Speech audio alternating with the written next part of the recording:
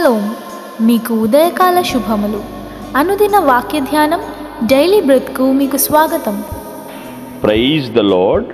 ఈ దినము కొరకు సిద్ధపరచబడిన దేవుని వాక్యము కీర్తనల గ్రంథము 147వ కీర్తన మొదటి వాక్యం. యెహోవాను స్తుతించుడి, యెహోవాను స్తుతించుడి. మన దేవునికి స్తోత్రగానము చేయుట మంచిది, అది మనోహరము. స్తోత్రము చేయుట ఒప్పిదము. Praise the Lord, for it is good to sing praises unto our God, for it is pleasant and praise is comely. ప్రభునందు పిల్లరా, ముందుగా మీకు హృదయపూర్వక వందనములు తెలియచేస్తూ ఉన్నాను. కీర్తనాకారుడు సర్వసృష్టికర్తను స్తుతించండి అని తెలియచేస్తూ ఉన్నాడు. అంటే సృష్టి చేసినటువంటి దేవుణ్ణి, ఆ సృష్టిలో ఉన్నటువంటి ప్రజల పట్ల దేవుడు చూపే కృపను బట్టి, దేవుడు చూపే దయను బట్టి కూడా మనము దేవుని స్తుతించాలి అని ఈ కీర్తనను ప్రారంభిస్తూ ఉన్నాడు. ఆయనకి స్తోత్రగానము చేయుట మంచిది అంటే దాని అర్థం ఏమిటి? దేవుని స్తుతించకపోవుట చెడ్డది అని అర్థం. నీవు దేవుని స్తుతించుట లేకుండా ఈ సృష్టిలో జీవిస్తున్నావు. నువ్వు దేవుని చేతి పని అని గ్రహిస్తే ఖచ్చితంగా దేవుని స్తుతిస్తావు. అది మంచిది అని ప్రభు యొక్క వాక్యం సెలవిస్తోంది. అక్కడ మంచిదని మాత్రమే ఆగట్లేదు, అది మనోహరము అనేటువంటి మాట కూడా వాడారండి. అంటే ఎంత అందంగా ఉంటుంది, అది ఎంత రమ్యంగా ఉంటుంది దేవుని స్తుతించటం. ఆలోచించండి. ఎందుకండి నేను దేవుని స్తుతించాలి అని అంటావేమో. ఆయన సృష్టికర్త మాత్రమే కాదండి, ఆయన చేసిన వాటన్నిటిని బట్టి స్తుతించాలి, ఆయన చేస్తున్న వాటన్నిటిని బట్టి స్తుతించాలి, ఆయన చేయగల వాటిని బట్టి కూడా దేవుని స్తుతించాలి. రచయిత అనగా కీర్తనకారుడు అదే పని చేస్తున్నాడు. యెహోవాను స్తుతించుడి, మన దేవునికి స్తోత్రగానము చేయుట మంచిది. మంచి పని చేయాలి కదా.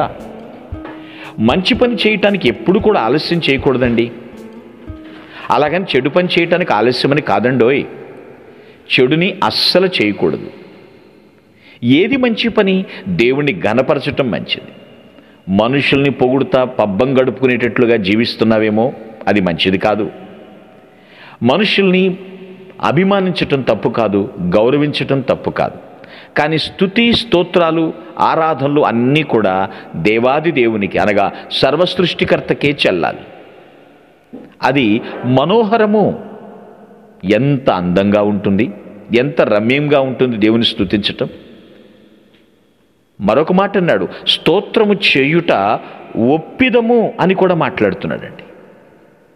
అంటే అంగీకరించాల్సిందే, ఒప్పుకోవలసిందే. ఆయన ఉన్నతుడు, సర్వోన్నతుడు అని, ఆయన సర్వ సృష్టికర్త అని ఒప్పుకోవలసిందే. ఎలాగండి? మన జిహ్వ ఫలాన్ని సమర్పించాలి. ఎవరు దేవుని నామాన్ని కీర్తిస్తారు, ఎవరు దేవుని నామాన్ని, ప్రభావాన్ని గ్రహించి గుర్తించి చాటిస్తారు, ప్రభు ఏమై ఉన్నాడో గుర్తించి ఆయనకి ఇవ్వాల్సిన ఘనత ప్రభావములు ఆరోపిస్తారు, వారి విషయంలో దేవుడు చాలా సంతోషిస్తాడండి. వాక్యం మనకు తెలుసు కదా, స్తుతియాగం అర్పించువాడు నన్ను మహిమపరచుచున్నాడు అని ప్రభువే సాక్ష్యమిస్తాడు.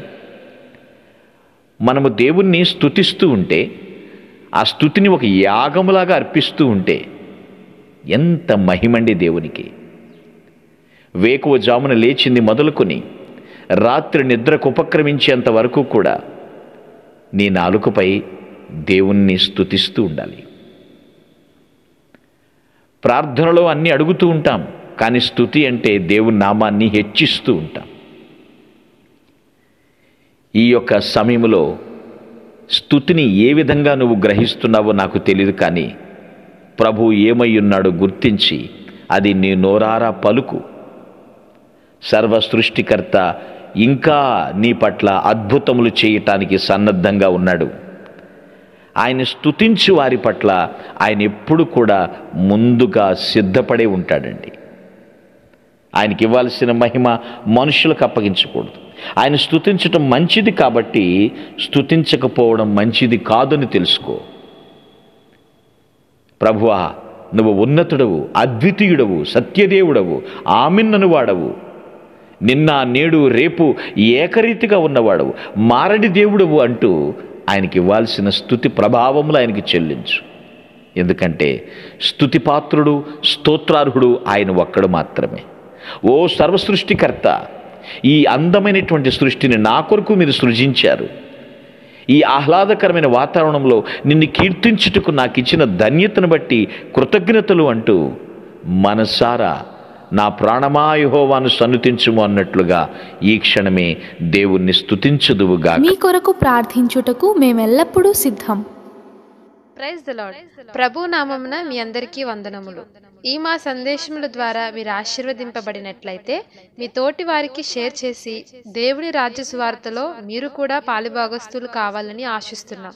మొదటిసారిగా ఈ ఛానల్ను చూస్తున్నట్లయితే మా ఛానల్ను సబ్స్క్రైబ్ చేయండి. వీడియోలు నోటిఫికేషన్ రూపంలో పొందుటకు బెల్ బటన్ని ప్రెస్ చేయండి. God bless you.